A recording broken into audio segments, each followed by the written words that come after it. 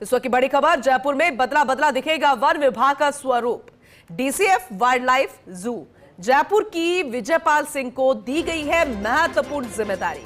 Devendra Rathore ACF Nahargarh sanctuary, Prachi Chaudhary प्राविधिक सहायक Jaipur zoo, Nilofar ACF JDA, doctor Aditi Singh ACF संस्थापक, प्रेम शंकर मीणा एसीएफ वन्यजीव नाहरगढ़, उमेश गुप्ता एसीएफ उत्तर, शंकरा सोनी को रेंज अधिकारी चौमू, जयमाला को रेंज अधिकारी खातीपुरा की, वहीं नमो नारायण मीणा को रेंज अधिकारी बस्सी की, पृथ्वीराज मीणा को रेंज अधिकारी आमेर की और प्रणय गुप्ता को रेंज अधिकारी जीआईएस लैब प्रथम जयपुर, उमाकांत भारद्वाज रेंजर जैव विविधता बोर्ड जयपुर और इसके अलावा मनीष कुमार कुलदीप को भी रेंज अधिकारी जैव विविधता बोर्ड जयपुर की जिम्मेदारी, वीरेंद्र सिंह रेंज अधिकारी विराटनगर, श्रुति सिंह रेंज अधिकारी पावटा, तेज कुमार शर्मा चिड़ियाघर अधीक्षक, जितेंद्र सिंह शेखावत प्रादेशिक रेंज जयपुर, राजेश मीणा रेंज अधिकारी रायसर, श्रवण कुमार इकाई जयपुर को ये नई जिम्मेदारी सौंप दी गई। इसके अलावा और भी कई नाम हैं।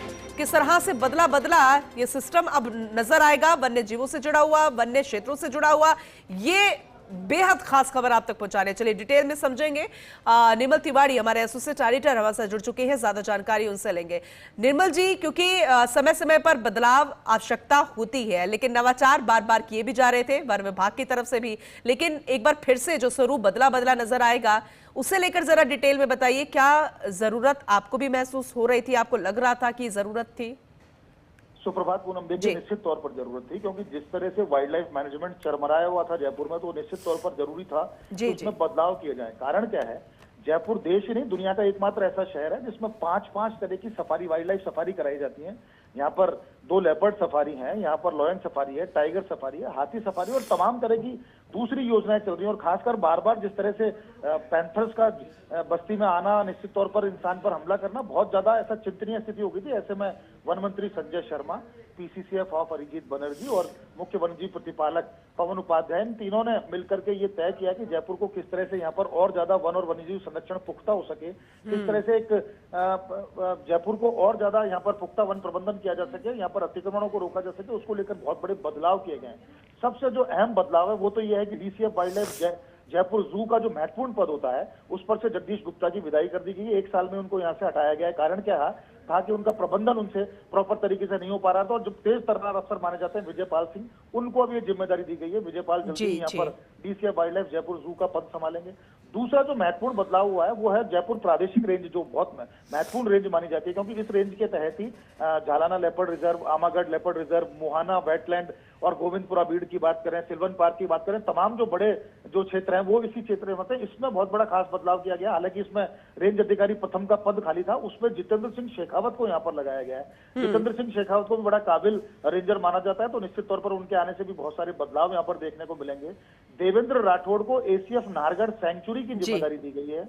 प्राची चौधरी को प्राविधिक सहायक जयपुर जू लगाया गया है। ये बहुत महत्वपूर्ण पद है। देखिए, देवेंद्र राठौड़ को यहाँ पर नाहरगढ़ सेंचुरी लगाने का मतलब है कि नाहरगढ़ सेंचुरी क्षेत्र में जिस तरह के अतिक्रमण है ना, उनको किस तरह से दूर किया जाए। वहां पर चूंकि नई एक लेपर्ड सफारी बननी है, उसको किस तरह से वहां पर उसका प्रबंधन किया जाए, उसको देखा जाएगा।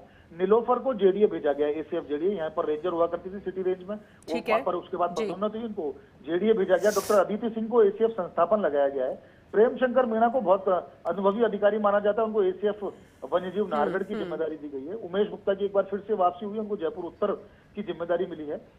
शंकर सोनी की बात करें तो उसको चौमू, कुल मिला के कहा जाता है चौमू, खातीपुरा, आमेर, बस्ती, तमाम जितनी भी जो रेंज है, खासकर उन तमाम रेंज के अंदर बदलाव कर दिए गए हैं। आप ये देखिए 20 से ज्यादा रेंज अधिकारी प्रथम ग्रेड के और द्वितीय ग्रेड के जयपुर के अंदर नए लाए गए हैं। एसीएफ यहाँ पर तमाम नए लाए गए हैं।